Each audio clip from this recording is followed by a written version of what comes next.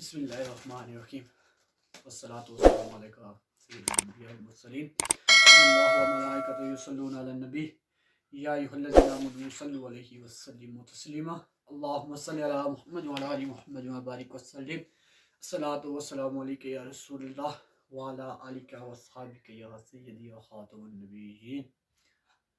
السلام علیکم ورحمۃ اللہ وبرکاتہ۔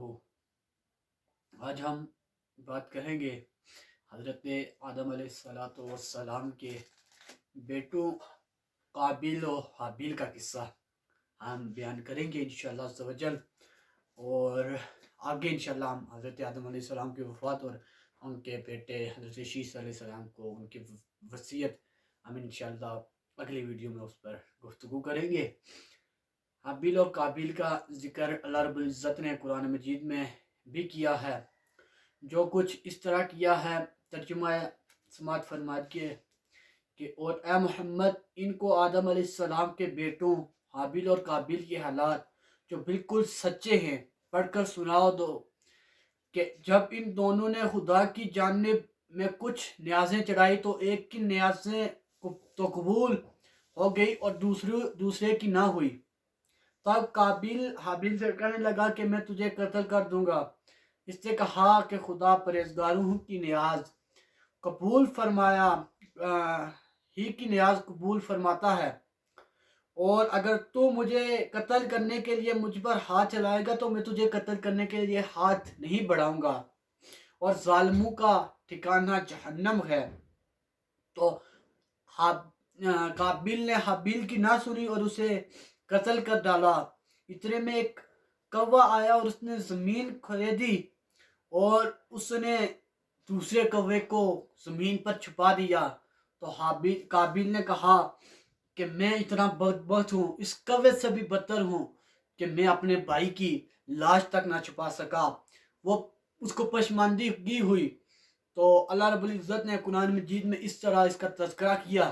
آئیں حدیث مبارکہ اور تاریخ کے اوراق بھی دیکھیں کہ حضرت عبداللہ بن مسعود رضی اللہ تعالیٰ عنہ اور دیگر صحابہ سے جو حضرت ابن کثیر اپنی کتاب میں جو واقعہ ذکر کرتے ہیں کہ وہ کچھ یوں ہے کہ حضرت آدم علیہ السلام کے ہاں جب توالیت کا سلسلہ شروع ہوا تو حضرت آدم علیہ السلام نے ایک معیار بنایا، ایک قانون بنایا کہ ہر جو میرا بیٹا ہوگا وہ اپنے کے بعد والے بھائی کی بہن سے شادی کرے گا۔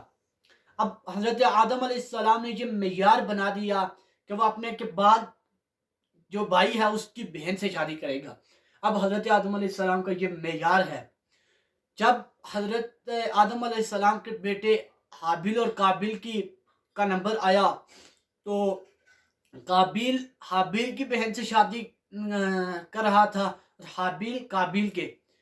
حضرت آدم علیہ السلام نے کہا کہ اس طرح شادی ہوگی، تو قابیل نے کہا کہ میں یہ بات نہیں مانتا، اس سے وہ اکڑ گیا اور اس نے منع کر دیا۔ اس کی وجہ یہ تھی کہ جو سیرت کی کتابوں میں آتا ہے کہ اس کی وجہ یہ تھی کہ جو قابیل کی جو بہن تھی، جو حابیل کی زوجہ بننے والی تھی، وہ خوبصورت تھی، اور جو قابیل کی زوجہ بننے والی تھی وہ سانولی تھی اور اتنی خوبصورت حسین و جمیل نہیں تھی۔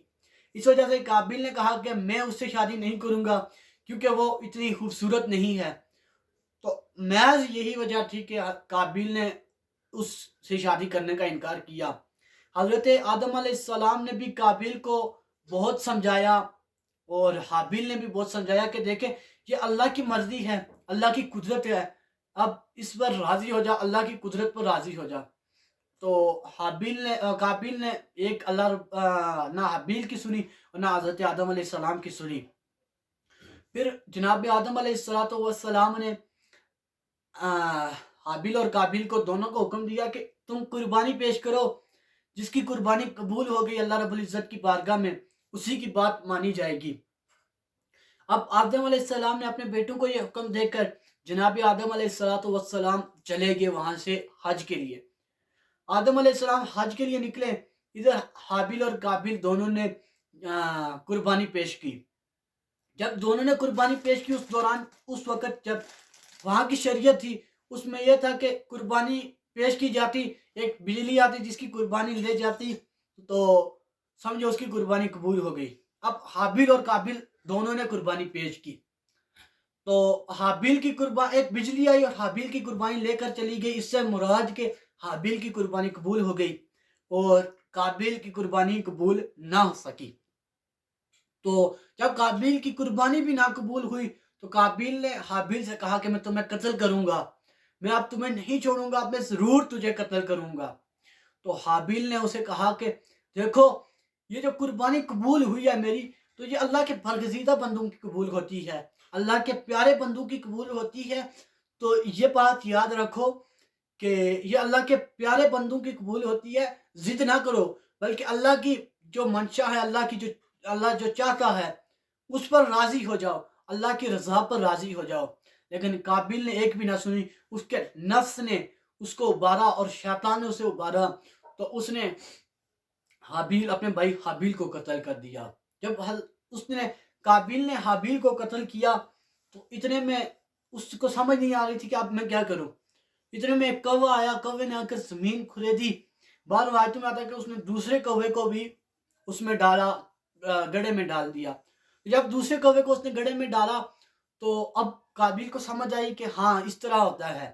تو اس کو بڑی پشماندگی بھی ہوئی کہ اوہو میں تو کچھ بھی نہ کر سکا, اپنے اتنا اس کوے سے بھی بدتر ہوں کہ میں اپنے بھائی کی لاش بھی نہ چھپا سکا. تو پھر اس کو پشماندگی ہوئی تو اس نے پھر اپنے بھائی قابیل کو دفنایا. تو یہ روح زمین پر پہلا قتل تھا اور پھر انسان کو پتا چلا کہ ہاں انسان کو دفناتے ہیں. یہ روح زمین پر پہلا قتل تھا. اور میرے دوستوں, میرے بھائیوں, آج کی اس حابیل اور قابیل کے قصے سے جو ہمیں سبق حاصل ہوتا ہے وہ یہ ہے کہ دیکھیں ایک عورت کی وجہ سے ایک بھائی نے اپنے بھائی کو قتل کیا. تو ہمیں جب شریعت محمدیہ صلی اللہ علیہ وسلم نے ہمارے سامنے واضح معیار ہمیں آقا صلی اللہ علیہ وسلم نے بتا دیا کہ اسی عورت سے نکاح کرو جو زیادہ دیندار ہو, نہ اس کا حسب دیکھو, نہ نسب دیکھو, نہ اس کی خوبصورتی دیکھو, نہ اور مال دیکھو, بلکہ صرف اس عورت سے نکاح کرو جو دیندار ہو. تو یہ معیار آقا صلی اللہ علیہ وسلم نے بتا دیا.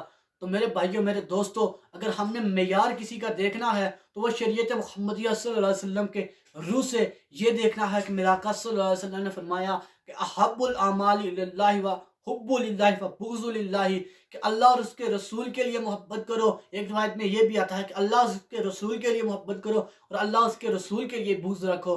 تو معیار ہمارے سامنے واضح ہے کہ ہمیں کسی بھی عورت سے اگر شادی کرنے کے لیے, نکاح کا پیغام بھیجنے کے لیے ہمیں وہ بھیجنا ہے تو ہمیں نہ اس کا حسن و جمال دیکھنا ہے, نہ اس کی مال و دولت دیکھنی ہے, بلکہ ہمیں اس کا دیندار ہونا دیکھنا ہے کہ وہ کتنی اللہ اور اس کے رسول کے نزدیک ہے, وہ کتنی دیندار ہے. حابیل اور قابیل کے قصے سے ہمیں یہی بات ہمیں سیکھنے کو ملی کہ ہم اللہ اس کے رسول کی رضا پر خوش ہو جائیں, اللہ کی رضا پر راضی ہو جائیں, اور کبھی بھی کسی عورت کے حسن جمال کے پیچھے پڑھ کر اپنے عزیز, اپنے بھائی یا اپنے عزیز کو ہم ناراض نہ کریں, بلکہ ہم اس عورت کو دیکھیں وہ اللہ اور اس کے رسول سے کتنی محبت کرتی ہے.